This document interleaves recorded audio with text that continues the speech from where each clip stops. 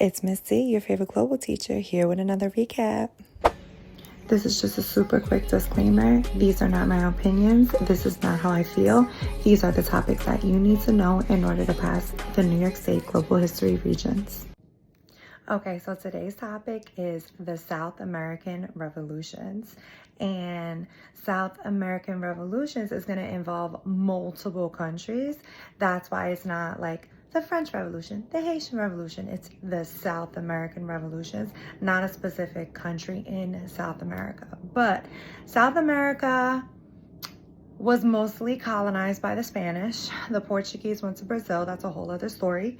And there were some other European countries in northern South America, like the French. But the majority of South America, if you think about it today, countries like Colombia, Argentina, Venezuela speak Spanish because it was colonized by Spain. And one major historical circumstance that led to the South American revolutions is the social class system that the Spanish set up in the colony. So the social classes went something like this.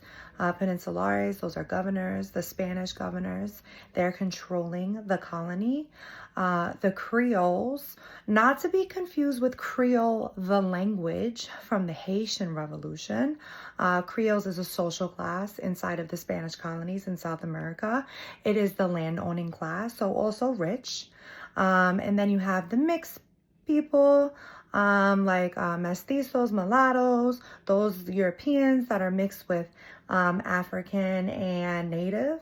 And then you have the natives and the slaves at the bottom of the social class. Now, the Peninsulares are the ones that held the power, the Spanish governors in charge of the colony. Everyone underneath the Peninsulares, including the landowners, did not have any say in government at all. And this is going to be a Creole rebellion. The leader, Simon Bolivar, which I'll talk about in a second, is a Creole, a landowner who wants political power, and he gathers the people to help him rebel against Spain. Of course, another historical circumstance for the South American revolutions is always enlightenment. Enlightenment is always the historical circumstance to anybody fighting for freedom. And people like Simon Bolivar, they learned about Enlightenment philosophers, and those ideas of freedom is what drove the revolutions against the people, the government that was not giving the people the freedom. Also, another historical circumstance is the encomienda system. The encomienda system is a system, a slave system. So the Spaniards came over to South America, colonized, and obviously forced the natives into labor. That is the encomienda system. So the natives are extremely upset with the Peninsulares. The Creoles are upset with the Peninsulares. It's time to rebel against the Peninsulares. And if you rebel against them, then you're automatically rebelling against Spain and the king and queen, because they are the ones that put the Peninsulares in power of the colony. Simon Bolivar, he is a Venezuelan soldier. He rises to become the leader of the South American revolutions. He gathers not only other Creoles, but anybody underneath him in the social class system, because they too are unhappy with how the Spanish are treating them. He rebels in Venezuela against the Spanish. He actually loses that battle and he moves on to Colombia. So he moves around to different South American Spanish colonies. That's why it's called the South American revolutions and not like the Colombian Revolution or the Venezuelan Revolution or something specific like that, because Simon Bolivar hops around from country to country or region to region, defeating the Spanish and freeing South America from Spanish colonization. He does not do this alone. San Martin is one of his friends, also a general.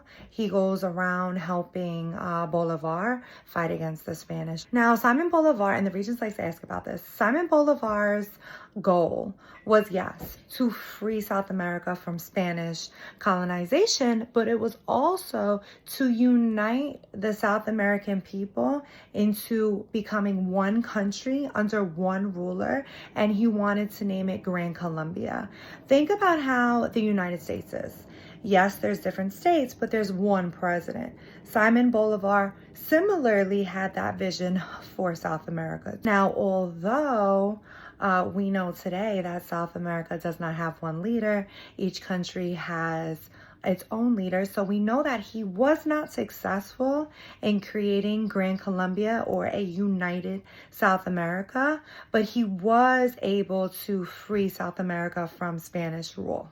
Obviously, Simon Bolivar, he creates nationalism through making speeches and just going around to the different areas of South America, encouraging the people to fight against Spain. Obviously, the effect of the South American revolutions is that South America becomes free from Spanish rule, and different independent countries are able to form, and they're able to govern themselves how they want to, free from the Spanish king and queen. Now, a really big misconception is that South American revolutions is the same as the Mexican Revolution. It is not the same. Mexico is not in South America. Mexico is in North America. And so many times students get those two revolutions confused. Yes, they are both Spanish colonies. Yes. However, Mexico is in North America. And the leader of the Mexican Revolution is Father Hidalgo, a priest. He goes around creating nationalism amongst the Mexican people, just like Simon Bolivar. However, this is really like a slave rebellion. This is not a Creole rebellion. That's another common misconception. South American Revolution, Creole rebellion. Mexican Revolution, slave. And obviously, those at the bottom of the social class, rebellion. If we're talking about enduring issues, obviously desire for power. The Creoles want power within the colony. That's what causes the revolution. But also, all the people at the bottom of the social class, they all want power too. They don't like the encomienda system.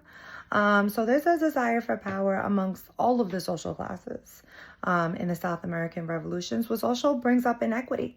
The Peninsulares are the ones with the power. Everyone below the Spaniards are less than.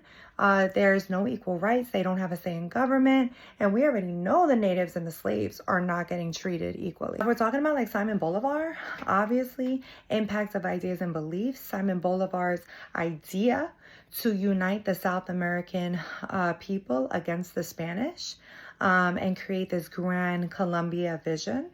And if we're looking at how the regions may ask about South American revolutions, we can see this map. They like to use a map similar to this. You see the different areas of South America, Latin America that gained independence from colonial rule. That's the title of the map. So you know this is showing the revolutions that are happening all throughout Latin America against the colonizer. So if we're looking at this first question in the multiple choice set, obviously the French Revolution is going to influence all of these other revolutions. The French Revolution influenced the Haitian Revolution, the South American revolutions, the Mexican Revolution, all of the revolutions. And if we're looking at the second question, then obviously nationalism is growing. That is what creates people to unite and fight against the colonizer, in this case in Latin America. So that's definitely our option. And if we're looking at this multiple choice set, obviously you want to read the passage, but this first question is a historical circumstance question. And it's going to be John Locke, the two treaties, because he is an Enlightenment philosopher. Enlightenment is always the historical circumstance to any revolution.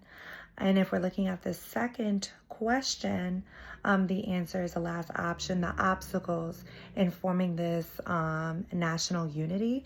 Remember, he wanted Gran Colombia. this one united South America under one leader. That does not happen.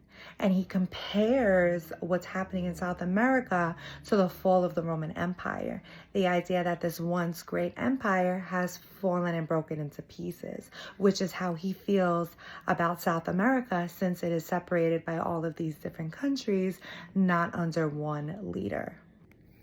And if we're looking at this multiple choice set, Simon Bolivar is talking about how South America needs to form a union. Needs to come together. We know his goal is Grand Colombia, uniting all South America under one leader, under one nation. And if we look at the first question, it's a purpose question. What is the purpose of this passage? It's obviously going to be to unify South America. We know that to be true because he wants to create Grand Colombia. So that would be our option. And the second question is a historical circumstance question. So we know the answer is enlightenment, the philosophers. You already know that that is going to be the answer to any historical circumstance question dealing with a revolution. Thank you for slaying global with me. Bye.